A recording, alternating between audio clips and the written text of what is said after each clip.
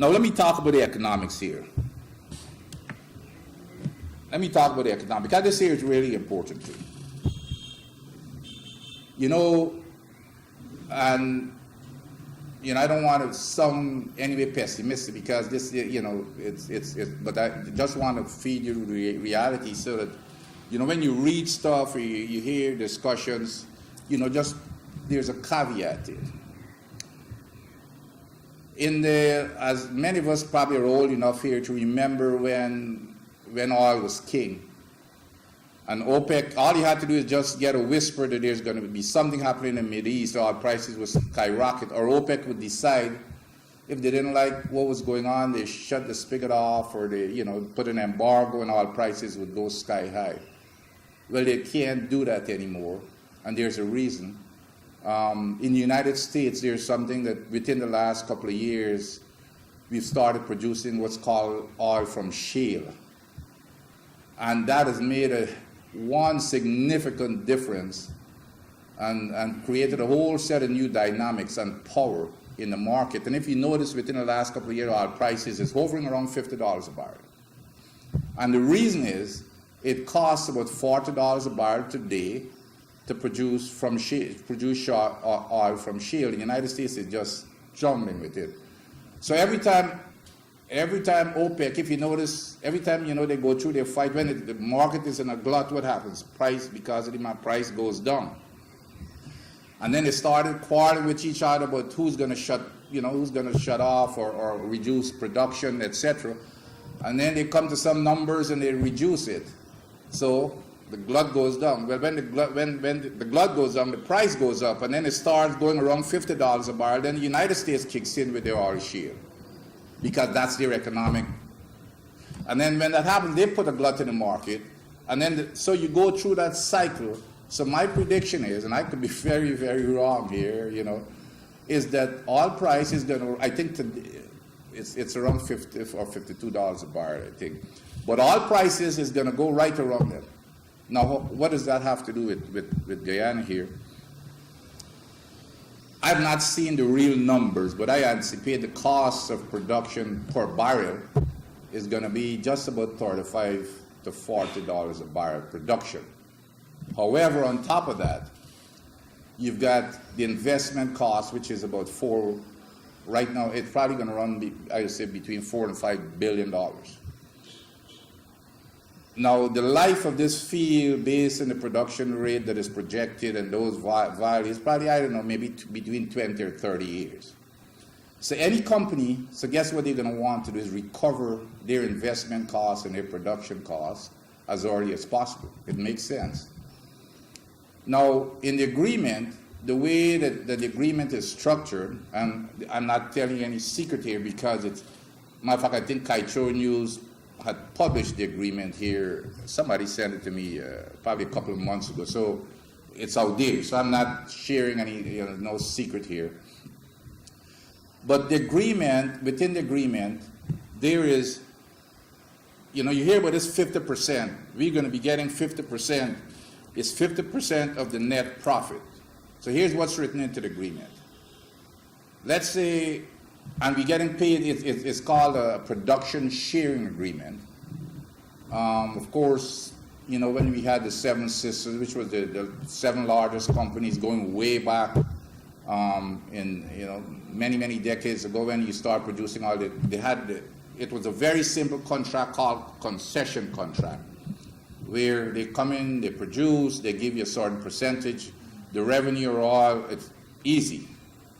The governments decided that they want to get involved and be more assertive, which is fair enough. So now we've evolved now into these really complicated contract. It's like a arithmetic gymnastic to get to, you know, what the government is due and what our company is due. And you know, people could get very creative, especially our company who's got all kinds of experience. So going back to the concern here, or just the caution, the cost of producing that oil is about $35 to $40 a barrel. And what's going to happen with the shale oil is that as the technology develops, the cost of production is going to go down. So within 4 years or so, you know, it's expected that the rate is probably going to drop from that $40 a barrel to probably, you know, within, I don't know, $30 a barrel or so. And then on top of that, you've got renewables. Every country is they're going after renewables. Especially the oil companies, because now they're investing in renewable. News. I don't know how many of you know that within the last several months, Exxon, biggest investment is in the West Texas Basin. As a matter of fact, in the Permian Basin where I work, they went in and bought over 6,000 wells to produce from shale oil. So they know where the future is. Saudi Arabia is changing their economy because they see that it's not going to be like in the past. Saudi Arabia has plans right now to convert 75% of their economy into finance and other things, 75%. So they can see it, and all these countries, they can see that it's, you know, it's not, big oil is not as big as it used to be. So a possibility, and this is all business. Like I said, it's 50% of the profit that we get. First of all, we get 2% off the top. So if they produce 100,000 barrels a day, we get 2%. Now, we get, after they use the other 98,000 barrels a day to cover their cost, but there's a cap of 75% of that. So in other words, they're going to 75,000 barrels of that 100,000 barrels is going to go towards cost. Because that's a cap, and you know they're going to make sure that they're going to come up with the cost and their investment to cover that 75. So we're really actually getting 12,500 barrels plus the 2,000 barrels. So we're getting probably about 14,500 barrels out of it. So we're getting 14.5% total of the gross production. That converts at $50 a barrel. It's probably going to be, around $300 million or so. But we have to. That 14,500 barrels, it's ours. So we've got to sell it. That's going to cost us money to put it to market and all this kind of stuff. That's why, I'm an old-timer, old-fashioned. I would, to me, the concession contracts are much, much simpler.